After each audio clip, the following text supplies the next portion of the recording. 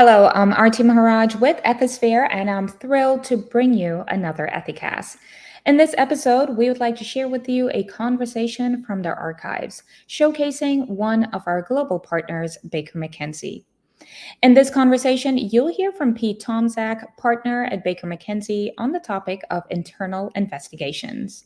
Pete recently co authored the sixth edition of the Foreign Corrupt Practices Act Handbook, a sought after guide for in house counsel at multinational companies seeking guidance and clarity on FCPA risks globally.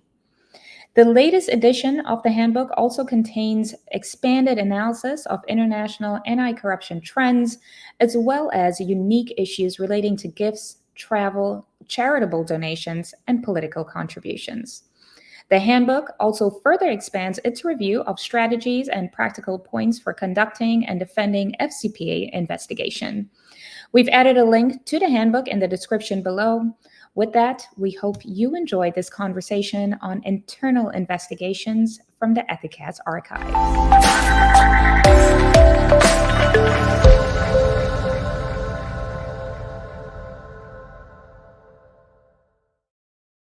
Hi, everyone, and welcome back. This is Arti Maharaj from Ethisphere, and I'm back with another episode of Ethicast. In this episode, we'll be speaking with Pete Tomczak, partner at Baker McKenzie. In this conversation, we'll be talking more about best practices in conducting investigations, and Pete will also share some insights from Ethisphere's recent joint report with Baker McKenzie on investigations. So, Pete, it's so good to have you here. It's so good to meet you in person. As to say, it's great to be here in person in sunny Atlanta. Yes, it is amazing. And I'm so happy that we can have this conversation and bring it to everyone. So with that, let's jump right into it, Pete. Yeah. First of all, before I ask you the question specifically about investigations, let's take a step back and talk a little bit about your background. Tell us about your practice. Tell us what's keeping you busy right now. Sure. What's keeping me busy is compliance and investigations. I am the chair of the North American Litigation and Government Enforcement Group at Baker McKenzie, but most of my practice focuses on particularly cross-border compliance investigations, a lot more in terms of corporate governance these days about ESG and kind of seeing the confluence of that world of corporate governance and ESG with the compliance world as well, both in terms of investigations and the occasional litigation matter as well. So we're going to try to unpack each piece of that here. I'll try my best to keep it within a time limit. So with that, Pete, in your opinion, how has the investigative function changed in 2023? Do you think that the scope has expanded within the last year? What about its headcount and structure, and what factors have influenced these goals? Well, that's the tension, right? I mean, in terms of, I think the goal of the function remains the same, right? It's creating value, managing risk, particularly meeting the specific needs and compliance exposures of the companies that are there. But the scope has changed, right? It's broadening, and particularly we see things being added, ESG being a classic example of something that's now evolving and starting to look more and more as these ESG principles are enshrined in laws, looking to the compliance playbook of saying, how do we comply with those laws, but also looking ahead, how do we manage that risk? What are the functions we have in place throughout the company to manage that? And I would just say also there's been a proliferation not only of substantive law, but procedural laws, things like the European Whistleblowing Directive that are really impacting how investigations are done. And then the reality of now the stickiness of the pandemic of sort of continuing to work remotely. We're being used to, as we're being broadcast live here, all sorts of platforms, different ways to communicate that companies are using, employees are using, customers are using. But now how do you do that? How do you manage those risks? How do you investigate issues, knowing this proliferation of data that's both within the company's information ecosphere and outside of it too. And staying on that point, so data, now comes the next question on documentation and retention. This has grown very much in importance in the workplace.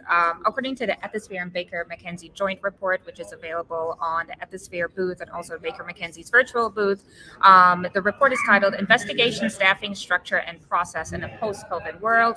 95% of employees said that the retention period of documents remained unchanged since the pandemic.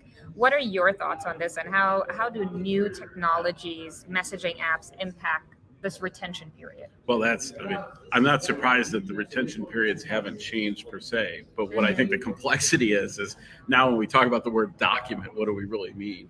text message. And exactly, and we're talking now even beyond text messaging, right? So we had first we had documents, then we had emails, then we had text messages. Now we have even private communication networks and even ephemeral messaging, right? So different layers of complexity that may exist or not exist. And then also you're talking about environments, whether it be BYOD or even companies that are now starting to go into this, along with regulation now as government enforcers, law enforcement, regulatory authorities realize that the new ways to communicate aren't necessarily by email. Right. They're by chat, they're by functions, they're by teams, they're by things that are left behind or put somewhere that may or may not be there for a reason, good or bad. But then how does the company have a process so that they can go back and review these and manage risk? And you're seeing the regulations, including from the DOJ in the United States, but also other regulators that are getting into that area, telling companies this is what we want to see from you regarding these types of messages, and sort of implicitly in there as well, or sometimes explicitly, document retention. I would also say that that's intention, again, with a whole evolving world, particularly now in Asia, regarding data privacy, data protection, employment laws, and the ability to actually go get that document, even if it is within the company's sort of information ecosystem. And that's correct. And in South Asia, their law on data privacy is still in Parliament, hoping that it goes through soon. And that would be another one to deal with, because it's modeled very much just like GDPR. So that will be a lot. Just going back, just one step behind on one point you mentioned in terms of messages and what we receive, and in terms of documentation, with the iPhone and different types of devices, you can now send all of these real-time videos and upload. So it's not only just sending a written text message, you collect different types of data too. Right. So structured, non-structured, exactly. How you see that, and that makes for not only a real question of where is it saved, how is it saved, can you access it, but even assuming all that, how do you actually find that, right? Because so much of the cost of an investigation in terms of managing it is getting through just these piles of data, and particularly if they're unstructured data, how do you even begin to do that short of just reviewing every video or photo that's sent? It's very difficult. So having strategies, looking at it, I know we use the buzzword AI in this industry a lot, but having search strings, having beyond search strings, search methodologies and protocols, and all that helps reduce that, not only the cost, but also the time and the ability of the company to respond.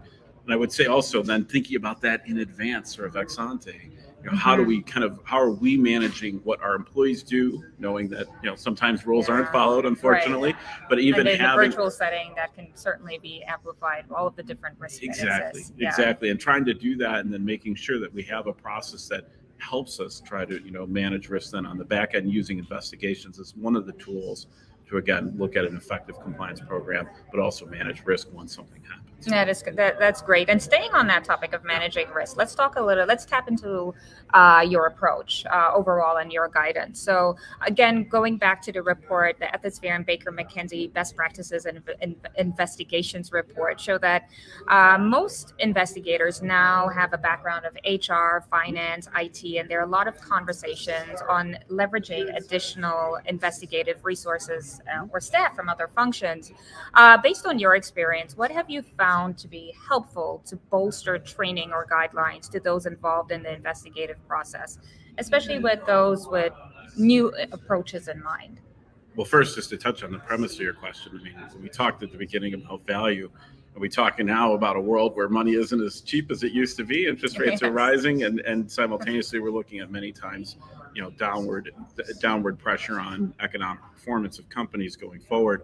There's a real, not only just cost pressure, but delivering value ultimately by the function of the investigative and compliance function in a company. So, looking at that premise, and then now saying, can we leverage other existing resources? We see a very clear incentive for people to do that.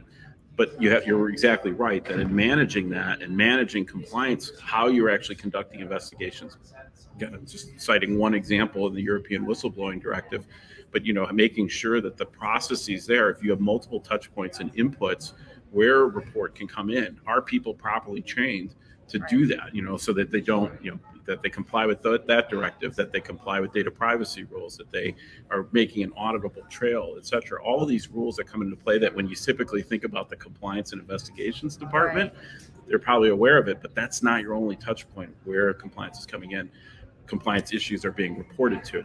The other thing I would say is, kind of leveraging it across these functions on the back end is trying to understand, okay, in terms of a root cause analysis, which is one of the other issues that we explored in the report with you. Mm-hmm. But now as we look at that, are we utilizing that data in a way to draw up lessons, look at root causes, also look at managing risk? Where is this stuff coming from?